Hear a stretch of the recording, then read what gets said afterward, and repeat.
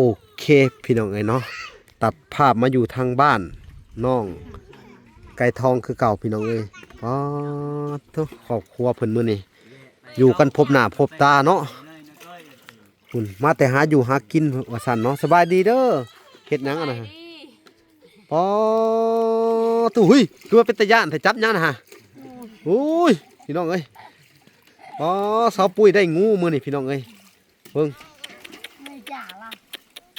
อ๋อสุดยอดเลยเดี๋ยวสิเข้าไปก่อนพี่น้องโอ้พี่น้องได้งูแล้วพี่น้องคุณสิเฮ็ดได้กินอ่ะนะวางก่อนโอ้เจ้าก็ไปบ่มื้อนี้สบายดีเด้อโดยสบายดีโอ้ได้หยังอ่ะนี่ฮะนี่เขียดอันนั้นระนี่นะนโกอมให้เขียดหยังบ่อันนี้หอยหยังอันนี้หอยเดือหอยเดือหอยขมเนาะหอยขมโอ้มัดไว้คักแท้นี่ฮะมัดหยังไว้นี่มัดเขียดหั่นนะมัดเขียดแล้วคือมัดไว้เป็นมันน้อยโอ้คัดคากเนาะหันชาโอ้เพิ่นขี้คัดคากพี่น้องเขียดชาเขียดคัดคากเพิ่นว่าเขียดคากอะล็อกสำแหละอะไรพี่น้องสำแหละงูเลย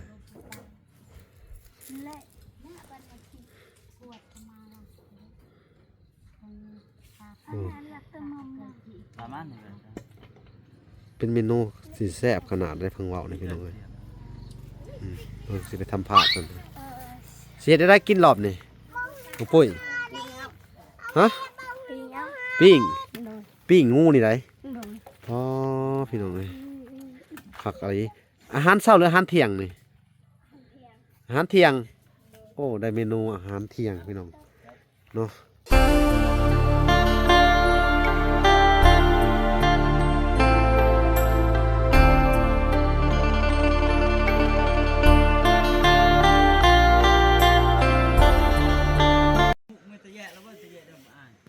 อ้าวโอเคพี่น้องเนาะตัดภาพมาอยู่ทางบ้านน้องไก่ทองคือเก่าพี่น้องอ๋อทุกครอบครัวเพิ่นมื้อนี้อยู่กันพบหน้าพบตาเนาะคุณมาแต่หาอยู่หากินว่าซั่นเนาะสบายดีเด้อเฮ็ดหยังอะนะฮะอ๋อตู้หุยคือว่าเป็นตาย่านแต่จับหยังนะฮะโอ้ยพี่น้องอ๋อสาวปุ้ยได้งูมื้อนี้พี่น้องเบิ่งอ๋อสุดยอดเลยเดี๋ยวสิเข้าไปก่อนพี่น้องโอ้พี่น้องได้งูแล้วพี่น้องคุณสิเฮ็ดได้กินอ่ะนะวางก่อนเอาสบายดีก่อนลูกสบายดีน้องปุ้ยอ๋อได้กบได้เขียดพากันโอ้เขียดกระไรเนาะมาแต่หาคุดบ่นี่ฮะหาคุดกบคุดเขียดพี่น้องได้เขียดแล้วก็ได้งูพร้อมโอ้ยพี่น้องค่อนข้างเขาจิบถ่ายให้ทุกคนเห็นเนาะพี่น้องสบายดีน้องปุ้ย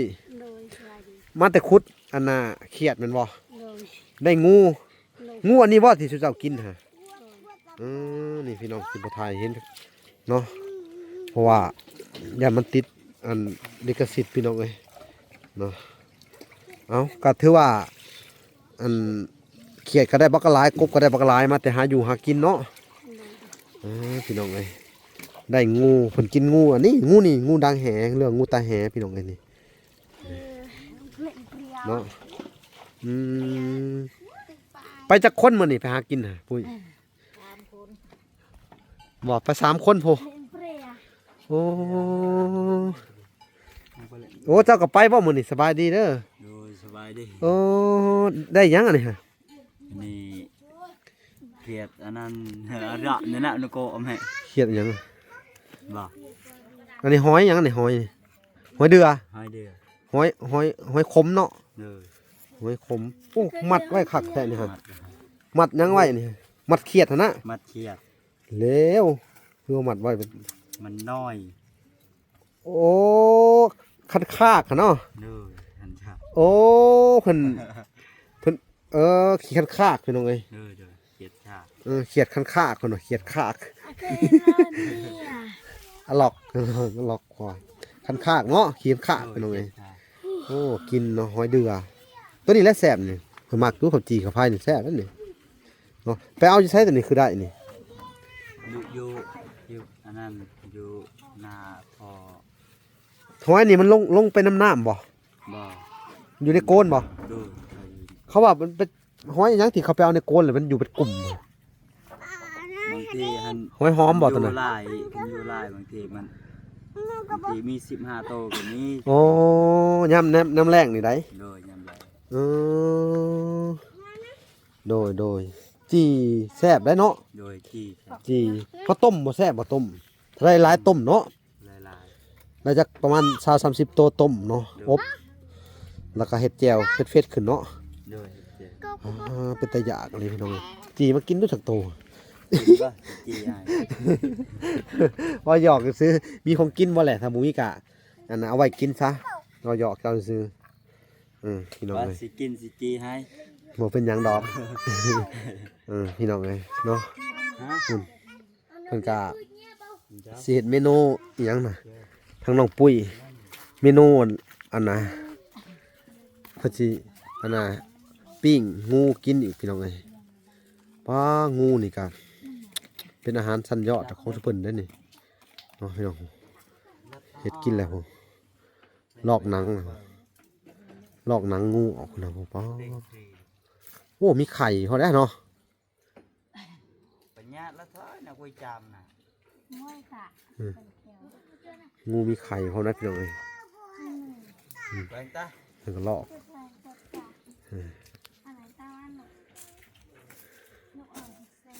นี่พี่น้อง บ้า คันคากคนก็กินพี่น้องวันนี้คันคากมีงูพี่น้องเลย แต่ละตับมิดอัน สำแหละอะไรพี่น้องเลย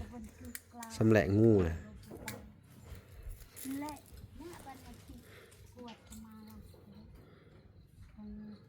อืม สามารถเลย เป็นเมนูสีแซ่บขนาดได้เพิ่งเว่านี่พี่น้องเลย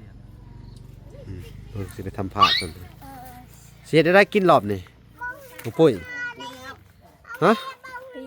ปิ้งงูนี่ไรอ๋อพี่น้องเลย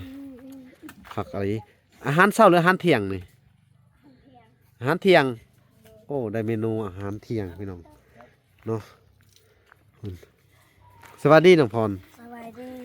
เป็นจังไดอันมื้อนี้ไปใส่อยู่บ่เบ็ดได้อยู่บ่ บ่อ อากาศอุ่นขึ้นได้น่าจะได้เด้ เลย เนาะ ไปคุดเขียด บ่ได้ เลย โดยคือเกี่ยวบ่ได้สบายดีแม่น้องไก่ทอง สบายดี เป็นอะไรช่างคือเงียบแต่คือบ่เห็นมา แล้วแล้วเด้ แล้วล่ะมีแต่ถ่ายย่อ โดย ถ่าวันพุธเพิ่นสิมาเทื่อเดียว โดย อ๋อวันพุธเนาะ โดย แต่ยังจักมื้อไหลเนาะไหลมื้อมึงเนาะยังจักมื้อวันหยังมื้อนี้วันจันทร์แล้วว่ามื้อนี้แม่นนะ ยังชามือ ยัง3มื้อเนาะ โดย อ๋อทั้ง3มื้อ แต่ว่า เนาะ แล้วทาติย่อหั่นแหละ ถ่าแต่ย่อเนาะ โดย พูดพี่น้องไงแล้วล่ะเป็นหวีเดี๋ยวสิซูมให้หมดนี่ไมแต่ได้จับย่อใส่ย่อใส่ ในเรื่องของอันน่ะหน้าดินนี่พี่น้องไงนี่เดี๋ยวสิให้เบิ่งอีกทีหนึ่งนี่มันก็ต่ำสูงเนาะ โดย แต่ยอมรับว่าเบิ่งดินคือเพียงๆไว้คือมาต่ำอยู่พี่เนาะต่ำแห้งอะไรเนาะเพิ่นก็วัดใช้น้ำเทียงจบเจือได้เนาะเขาฮู้เลยว่าความสูงความต่ำมันพี่น้องนี่ใส่เฟียกนี่การเคิงเฮือนมันต้องเบิ่งระดับนี่พี่น้องเนาะนี่แหละมันสิสูงไปทางนั้นต่ำมาทางพี่ทางนั้นจนได้ขุดเนาะ โดย จนได้ขุดทางนี้พี่ยกสูงขึ้นประมาณนี้มันอิงตามหน้าดินพี่น้องเอ้ยหน้าดินเนี่ยมันสิเอียงมาแบบสิเนาะลาดเอียงมาแบบสิเนาะนี่ก็มีแต่ว่าสู้ๆวันเอาเด้อ โดย กับวันพุธเนาะ โดย จันทร์คารพุธนี่อีก2 มื้อต้นนี่3 มื้อเท่าต้นนี่ ชามือโดย วันพุธพี่น้องเอ้ยก็สิได้ย่อเฮือนย่อซ่านแล้วบัดนี้เนาะดีใจนำเด้อ โดย พี่น้องเอ้ยก็สิไปเบิ่งกันสิเบิ่งเฮ็ดอยู่เฮ็ดกินพี่น้องเอ้ยโธ่ปิ้งงูพี่น้องเอ้ย เอาไปปลาเรือป่ะ นี่ เรือมาเถอะ อันนี้ก็เขียดเนาะ ป้า อันนี้พี่น้องเอ้ยเพิ่นได้เมนูเขียดกินพี่น้องเอ้ย เอาไป นี่เฮ็ดเขียด ฮะ เขียดหน้าพี่น้องมีกบน้ำแน่โอ้สวัสดีน้องกระทอง เร็วว่ะ ไปหาน้ำเขาว่ามื้อนี้ก็ได้ฮะบ่ได้ไปเนาะมื้อนี้อืมบ่ได้ไปเพิ่นว่ามื้อนี้เนาะอากาศร้อนขึ้นเนาะมื้อนี้เนาะอาบน้ำแล้วมื้อนี้อาบน้ำสบายแน่บัดนี้เนาะตีนก็บ่ได้แตกเนาะ เดี๋ยว อากาศมันดีขึ้นอุ่นขึ้นอาบอยู่บ่น้ำนี่แป้งอยู่บ่แขวฮะโดยเนาะกินหยังน่ะ เป็นกระปุก กินกับปูอืมกินเลี้ยงจาเลี้ยง เรียง จาเลี้ยง ดอก จาเลี้ยงกับปู ดอก ประมาณนั้นพี่น้องเอ้ยเนาะคุณเด็กน้อยเพิ่นก็ลิ้นกี่หล่อพี่น้องเอ้ยบาดเลยเอ้าเวลากะสินี่แหละอัปเดตให้เพิ่นเบิ่งอยู่ในนี่แหละพี่น้องเอ้ยเนาะก็สิมาสอบถามทางพ่อเพิ่นอีกพี่น้องเอ้ยอยากให้เพิ่นว่างๆก็ทมอันนั้นเนาะทมตีนเสาขึ้นสวัสดีโอ้กินหยังอะน่ะจ้าสมจ้าเมี่ยงอ๋อจ้าเมี่ยงกินสมนี่จ้าเมี่ยงเนาะเมี่ยงนี่คือสมนั่นบ่อ๋อนี่พี่น้องอ๋อมีแต่เอาปุ๋ยไปหั่นจกเอา มื้อนี้ไปหาของกินแต่เช้าพุ่นหากะมาซะเพิ่นเนาะเป็นจังได๋เจ้าคิดว่าหน้าดินนี่อันน่ะสิถมแบบใดต่อหน้าดินของเจ้าตัวมันต่ำนี่พอเฮายันเวลาย่อเฮือนขึ้นไปแล้วเนาะมันสิเซาะหยังดินมันสิเจือนลงไปแล้วมันสิเฮ็ดให้เฮือนคงเคงเด้ต้องถมเนาะข้างนี่เนาะถมข้างนี่เนาะให้มันหน้าดินมันนั่นน่ะถ้าใส่ดินแกนอันนี้มาถมแล้วก็แล้วเลยดอกนะพอน้องกระทองเสียดายแต่เฮาบ่มีรถเนาะบ่มีรถเข็นเนาะรถเข็นนี่แพงบ่ ประธาน เมื่อกระมง250,000อีกประมาณนี้เนาะ250,000หรือ300,000 จักได้เดี๋ยวนี้ครับว่าคันเป็นว่าแพงเติบ เคยมีบ่รถเข็นบ่เคยได้เนาะรถจักรก็ยังบ่มีนะว่ายังไงซะเนาะรถถีบก็ยังบ่มีเนาะ มีเป็นยังบ่มี รถไถก็แห้งแล้วคนเฮาบ่มีเนาะบ่มีอิหยังเลยรถเข็นยังบ่มีเนาะเขาว่ามีรถเข็นนี่สิอันยู่ดินอยู่บ่ อยู่อันนั้น มันบ่ยากนั้นรถเข็นพี่น้องเอ้ยทางเวลาก็บ่มีดอกถามซื่อ อย่าเสียใจเด้อพ่อนะจักเสียจะได้พี่น้องเอ้ยเนาะงบประมาณก็เบิดแหละถ้าว่ายังเรื่องงบนะฮะ เราสิไปยืมน้ำลุง บ่พรนะ รถแข่ง รถเข็นเพิ่นสิซื้อมาให้เจ้า ว่าพ่อคอยสิไปยืมน้ำลูกไหม เพิ่นว่าบ่ อยู่ขี้ดิน โดยอยู่ขี้ดินเนาะเขาอยากให้อยู่มาถมตัวนี้ให้มันหนาดินมันเสมอกัน มันยังงานตัวนี้ เราไปอยู่ คุณทั้งน้องน้อยน้องนางพี่น้องลืมไปสวัสดีน้องนางสิหนึ่งข้าวบ่น่ะสิหนึ่งข้าวเที่ยงตอนเช้ามันบ่พอกันกินบ่อ๋อ มาเขาบ่ได้หลาย มาข้าวบ่หลายบ่พอกันกินเนาะตอนเช้าพากันกินข้าวบ่อิ่มบาดนี่ก็มีแต่ว่าพอน้องกระท่องกะอันน่ะพากันถมขึ้นอีกเด้อข้างนี้นะยันตีนเสามันอันน่ะได้สำนี้ก็โอ้ยบุญแหละเนาะ บน บุญแล้วดีมกดีใจนำเนาะพี่น้องเอ้ยถือว่าสุดยอดแล้วสำนี้เพื่อนชาติกะเฮ็ดเป็นหวีไว้แหละพี่น้องเอ้ยเนาะ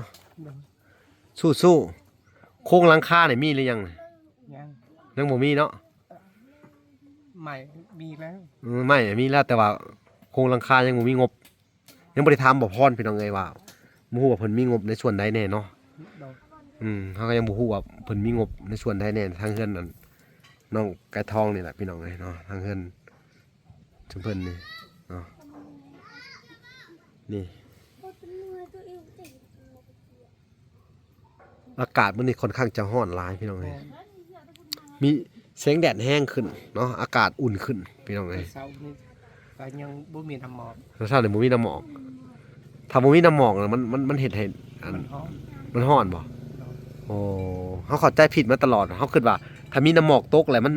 นสิแดดแห้งถ้าบ่มีน้ำหมอกแล้วมันสิแดดแห้งว่าซั่นซะเนาะแสดงว่า บ่มีน้ำหมอกแห้งติดแห้ง แห้งแดดแห้งเนาะ เออ โอ้พี่น้องเอ้ย ในว่าหนาวให้ยังมาแดด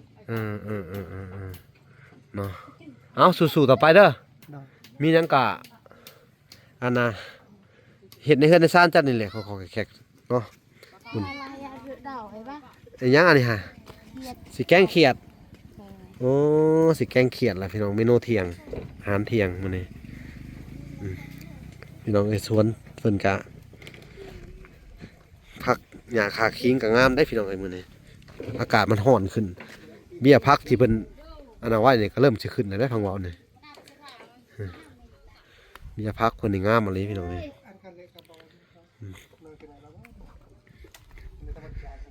สิใส่เครื่องปรุงพี่น้องเอ้ย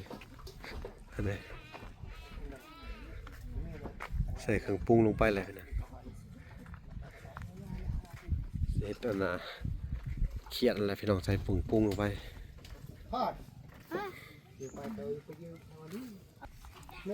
เป็นได้เมื่อเช้านี่ต่อสู้กับงู เจออันนักขี้เข้าไป โดย โตมไก่นะหัวสัมปมือ ไล่มันบ่เนี่ยหรือเห็ดอะไรเอา เอาเสียงเตียว เทศที่มันอยู่ในหูกับปูบ่หรือว่ามันรวยมาหาเฮาเลยเนี่ย รวยมาก รวยมาหา โดย มีวิชาเรียกงูมาจากเอาเนี่ย มันอยู่ใน ดีนะบ่เจองูเห่าเอาพี่น้องเอ้ยเอาหันงูมาเลยที่เขาจะบ่ถ่ายงูดอกพี่น้องเอ้ยมันสิติดเหลืองเนาะ สิปิ้งเนาะ โดย อย่าบอกนะใส่หมดแดงสิลาบ มอง ผักลาบอีกเป็นไปบ่ได้อีกเนาะผักลาบนี่ได้บ่ผักลาบงูนี่ บู เคยกินบ่ บ่เคย บ่เคยเนาะ โดย เรียนว่าแบบผักมุนๆแล้วก็ขั่วแล้วก็เอามาลาบบ่ได้เนาะบ่เคยเนาะ โดย แต่ก้อยได้เด้ ก้อย งูนี่ก้อยได้เนาะ โดย แต่ว่าลาบได้ค่ะลาบมันก็น่าจะได้เฮาว่าผักมุนๆเนาะผักมุนๆลาบงูพี่น้องเอ้ยถ้าลาบดิบนี่เฮ้ยบ่ไปตักกินเลยเนาะ โดย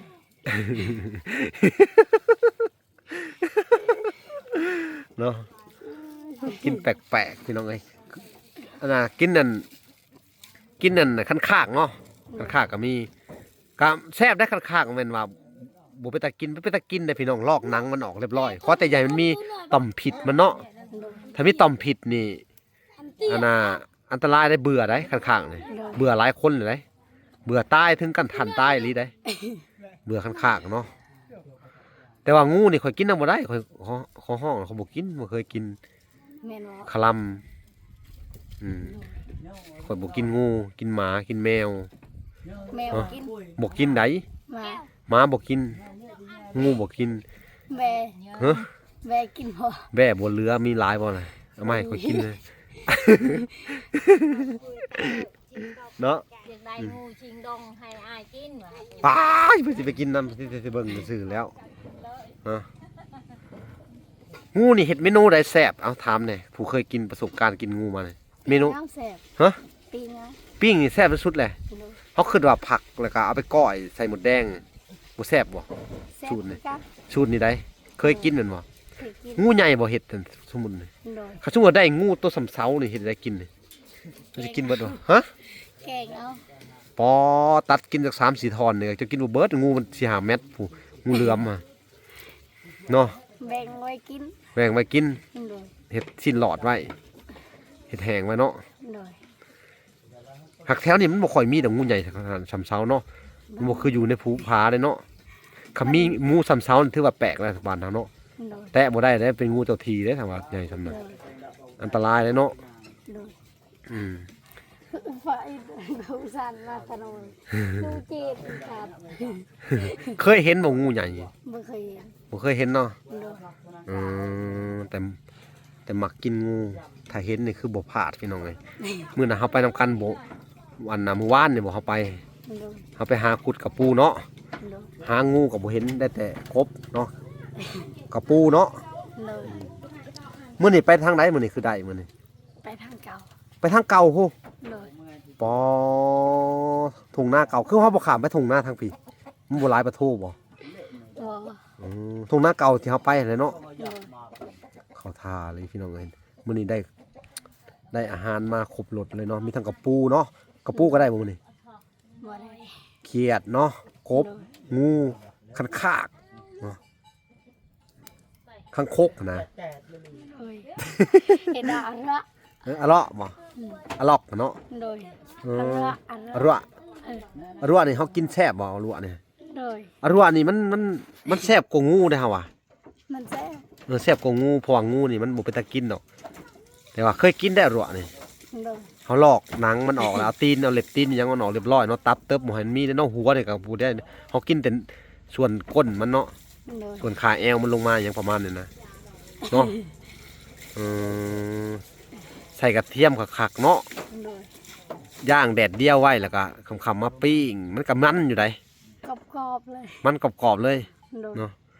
คือส่วนร้ายนี่ย่ำนี่แล้วมันสิออกไข่เนาะ ดู กลางคืนไปเยืองเอาเนาะไปเยืองเอาในแคมเซ่อะ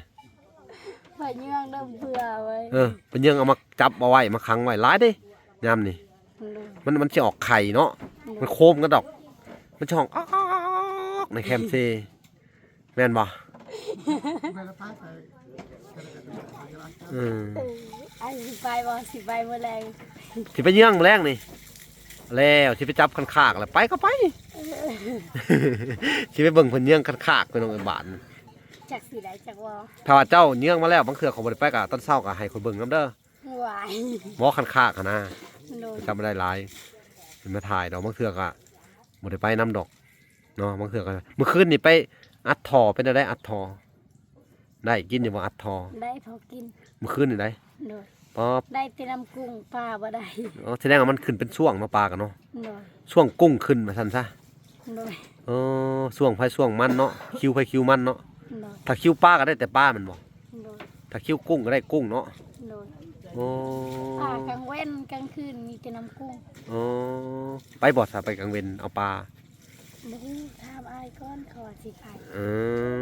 โอเคพี่น้องเอ้ยเอาพี่น้องเอ้ยคลิปนี้ก็สิได้อำลาพาจากก่อนพี่น้องมาติดตามทางเฮือนทางซานเพิ่นพี่น้องนะอัปเดตคือว่าสร้างมาคือว่าเพิ่นตั้งเรียบร้อยมีแต่รอถ่ายอเลยเนาะดีใจนำเด้อในส่วนของเฮือนซานเนาะ ดู ว่างๆพากันถมถี่เท่านี้เด้อ ดู พากันถมนี่ตีนเสาชุดเสามันเป้เพเวลาเอาเสาขึ้นปุ๊บเลยมันนักน้ำหนักแล้วดินมันสิเป้ลงนะมันสิเฮ็ดเฮือนเจ้าเอียงได้บัดนี่เนาะ ดู ถมข้างนี่ขึ้นนี่